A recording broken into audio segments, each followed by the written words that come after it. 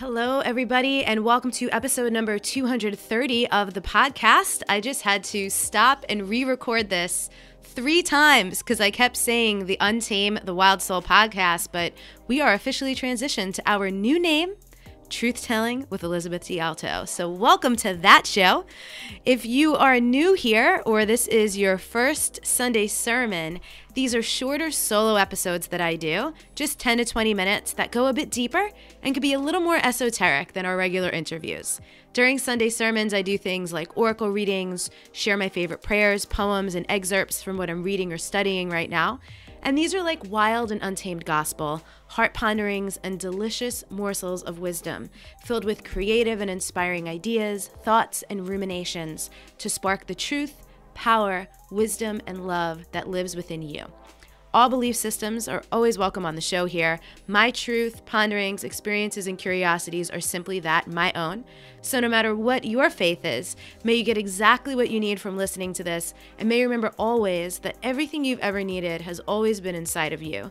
You are made from love, you are love, and you are loved. Last year, going into 2017, I knew it was going to be a year focused on healing. I didn't know it was going to be a year of embracing my mystical nature.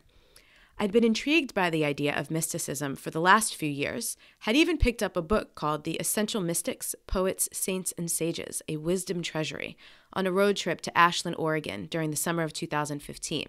Wisdom Treasury? Those 2 words pulled me in more than mystics, poets, saints, and sages. The book is a compilation by Richard Hooper and includes the works of Christian, Buddhist, Sufi, Vedanta, or Hindu, Taoist, and Jewish mystics, as well as what Hooper labels non-sectarian. I'd never really thought of myself as a mystic until I was sitting at my kitchen table in January of 2017 talking with my photographer friend Allison Love about shooting the images of flowers for the Wild Soul Oracle deck. She asked me how I create things like this, and I said something along the lines of, whenever a new project is ready to come through, I feel it, like a divine nudge, an idea flirting with me that I get to either say yes or no to. Kind of how Elizabeth Gilbert describes ideas in her TED Talk, which became the book Big Magic. Then I get quiet, ask God what I need to do, and I just do it. She responded, "You're like a practical mystic." "Yeah, I guess I am," I said. And that really stuck with me, because for all the years I've been titled in roles in various industries, as well as figuring out what to call myself in my own work, because it's hard to concisely describe what it is I actually do sometimes, practical mystic resonated for me as a truer thing than anything else I've ever been called, and people have called me all kinds of stuff. A few weeks ago, I pulled the Essential Mystics, Poets, Saints, and Sages book off the shelf and started flipping to random sections like an oracle deck. It's filled with both content and quotes. And today, the day I need to record the upcoming Sunday sermon, I really had no energy for coming up with original content, and I looked over at the book sitting there on my nightstand and thought, I'm just going to read from the book. So I opened to the last page I'd stuck my bright orange Post-it note bookmark in, and that's where we'll begin today. I'll read it until I don't feel like it anymore, and I hope you hear something that's perfect for you today or any other day you choose to come back and listen to the episode. Here we go. This chapter is called Naming the Unnameable One. That which is beyond name and beyond form. It could be given names or no name at all. All names for the ultimate ground of being can never be more than metaphors. Ultimate reality, the absolute, universal mind, Buddha nature, Brahman, the all, Ein Sof, the great spirit, Tao, or the force. In the end, Lao Tzu in the Tao Te Ching simply calls it Tao. The Tao that can be named is not the everlasting Tao. Names can be given to it, but not the timeless name. As that which stands behind creation, it is nameless. As that which gives birth to creation, it is nameable. Because it is reality unseen, we should seek its hidden essence. Because it is reality seen, we should seek to understand its manifest nature. Both aspects flow from the same source. Both are called mystery, and the mystery of mystery is the gateway to the essence that lies behind mysteries. On one occasion, when I was present at a conference of progressive Christian academics, the well-known professor of New Testament studies, Marcus Borg, an out-of-the-closet mystic, was pressed by a skeptical peer, an atheist, to define what he meant when he used the word God. After a little hedging, Boyd responded with an invented word, isness, spelled is-ness. This answer only infuriated his inquisitor, who demanded that Borg define isness. I think the audience knew that Professor Borg was not going to be able to get through to an atheistic academic who is firmly rooted in the reasoning mind. As for isness, Buddhists often use a similar word, suchness, to name the absolute. 2,000 years ago, the Buddhist sage Ashvaghosha, I hope I said that right, wrote, "Suchness is neither that which is existence nor that which is non-existence, nor that which is at once existence and non-existence, nor that which is not at once existence and non-existence." Judaism also refused to name God and simply referred to him as Yahweh, which means I am that I am. God is being itself, and the Kabbalistic Ein Sof, in fact, means nameless being. Hindus have many names for the source of all being, but each of them simply refers to different attributes of the unnameable one, or Brahman. Brahman, the Godhead, is composed of Brahma the creator, Vishnu the sustainer, and Shiva the destroyer.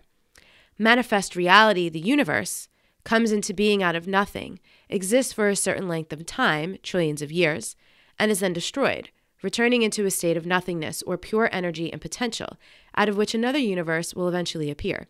According to Hinduism, this hide-and-seek game of God, Leela, has been going on for eternity and will continue for eternity.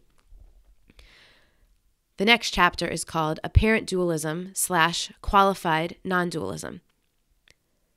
The relationship between the spiritual lover and beloved is classical mystical language, but our reality is dualistic. I like to call this our default reality. The way we normally perceive things is how the universe reveals itself to us when we are in our default consciousness. From a practical point of view, we could not communicate, teach, learn, make love, write books, perform medical procedures, build houses, or even question our own existence if we did not live with the perception of separateness. Our perceived dualistic reality allows us to function as human beings. Behind appearances, Buddhists and Hindus would argue everything is ultimately empty of substance. Current quantum theory and physics seems to suggest the same thing. If we put aside for the moment the philosophical intricacies in Buddhist and Hindu thought on subject, we see that both philosophies claim that while phenomena are real enough, ultimately phenomena are empty of substance. The phenomenal realm is essentially an illusion, or Maya, spelled M-A-Y-A. Ancient Gnostic Christians came to this same realization. They, however, decided that the world of matter, including the human body, was not just apparent reality, but was essentially evil in nature. According to them, matter was created by an evil demigod. Gnostics considered the creator God of the Bible to be evil because his motive for creating humanity was to trap divinity in flesh and thereby rob us of our divine inheritance. Matter cloaks divinity, and as long as it exists, we are led into believing that we are separate from the all. Gnostics considered the human condition to be one of ignorance, not original sin. In Gnostic Christianity, the Christ was sent forth from the Godhead to bring us gnosis, or knowledge, of our true nature and divine origin. Ignorance can be dispelled by knowledge. Once we learn that we are sparks of eternal light, our souls are free to return home to the all. The Gospel of Mary Magdalene describes the soul's final ascent. That which has bound me has been loosed. The walls that have surrounded me have been torn down. My desires have ceased and my ignorance has ended. From this hour on, for the duration of this eon, I will receive rest and silence. Through the ages, Orthodox Christian scholars and theologians have referred to Gnostics as radical dualists. I believe this is a misperception. Gnostics, like Hindus and Buddhists, saw the material realm as essentially illusory. All things emanated from the all, and all things would eventually be resolved back into the all. In reality, only the all exists. Again, in the Gospel of Mary, Jesus almost echoes Buddha's teachings on dependent origination. Every nature, every modeled form, every creature exists in and with each other. They will dissolve again into their proper root, for the nature of matter is dissolved into what belongs to its nature. The Gnostic Christian mystics understood the concept of apparent dualism as well, and called the pairs of opposites that make up the world of human perception syzygies. I hope I'm saying that right too. Again and again in the Gnostic Gospels, Jesus sounds almost like a Taoist, emphasizing the necessity of harmonizing the two into the one. The The concept of spiritual androgyny runs throughout Gnostic Christian literature, and the message is that one must unify one's own consciousness before it is possible to see that duality is ultimately illusory. In the Gospel of Thomas, Jesus states the doctrine plainly. When you make the two into one, and when you make that which is outside you like that which is inside you, and when you make that which is above like that which is below, macrocosm and microcosm, and when you make the male and female into a single one, then you will be able to enter the kingdom. The nature of things might be quite different in a parallel universe, but in our universe, virtually everything manifests itself in pairs of opposites: night and day, good and evil, hate and love, wealth and poverty, darkness and light, health and sickness, male and female. Even the human brain is composed of two hemispheres, one analytical, the other intuitive, masculine and feminine. Pairs of opposites have male-female characteristics. Yin is feminine, yang is masculine. Tao is the intermixing of both, and the Tao would not exist without both. Hindus use Shiva and Shakti to express the same idea, yet understand that Shiva and Shakti are dualistic aspects of the one monistic Brahman. Buddhists call this spiritual sexual pairing yab-yum. In Hebrew, knowledge is masculine, while wisdom is feminine. In Orthodox Christianity, though few Christians realize it, the Holy Spirit always appears in the original Greek of the New Testament as feminine. The metaphorical goddess Sophia, or wisdom, is also feminine. In the Jewish Kabbalah, the female principle is known as the Shekinah. The human need for feminine principle is so strong that even in patriarchal traditions like Roman Catholicism, the patriarchs were forced to reinvent Jesus' mother as an immaculate virgin, now the Queen of Heaven, in order to restore the lost feminine aspect to orthodoxy. Gods and goddesses, consorts, are everywhere in religious mythology. Even though we live in the apparent world of duality, there is a strong human need to heal separateness. Contrary to what many women believe today in ancient texts, the goddess almost never exists alone. She is nearly always the consort of the male principle, which is to say that neither the god nor goddess can exist without the other. Coupling metaphors run through all mystical traditions. The 3rd century Gnostic, the Gospel of Philip, hints that the historical Mary Magdalene was considered a personification of Sophia, or wisdom, and was therefore a goddess and cosmic consort of the Christ. In Tibetan Buddhism, the historical Yeshe Tsogyal, I have a feeling I'm really not saying that right, is considered to be the consort of Padmasambhava, the founder of the Buddhism in Tibet. At some deep primordial level, we seem to understand this need for wholeness. We need the balance between the pairs of opposites. Non-dualism, androgyny, is the only thing that can overcome patriarchal bias and restore our gender balance that it is so essential. In the material realm, however, the one always includes the two. Why is our universe manifested in this way? I think we can safely say that we'll never be able to answer the why question, but obviously we do not see ourselves as existing in the realm of pure spirit. We believe that we do exist, however, and by all appearances we do. And that is a paradox. In order to realize ultimate reality, we must consciously cease seeing ourselves as separate and apart, but without mystic insight, this is impossible.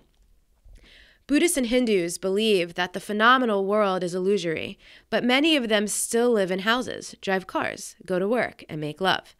The simple intellectual realization that only the one exists is obviously not sufficient for enlightenment, nor is the mere belief that phenomenal reality is essentially an illusion.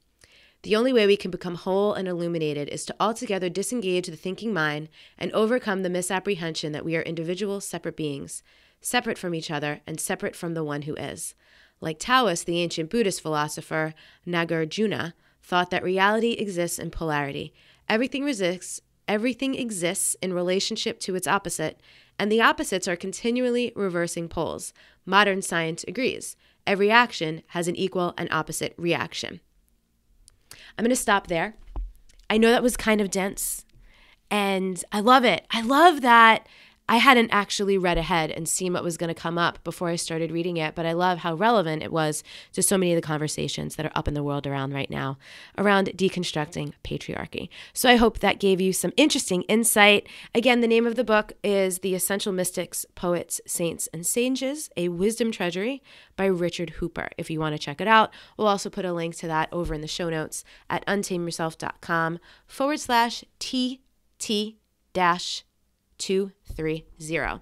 Thank you as always for listening, for sharing privately and on social media with your friends, family, and coworkers. Thank you for going to iTunes and leaving us reviews and ratings. It helps more people to find the show. If you enjoyed this episode, I would love to hear from you on Facebook or Instagram. Let me know what you enjoyed about it, and I'll see you in the next episode.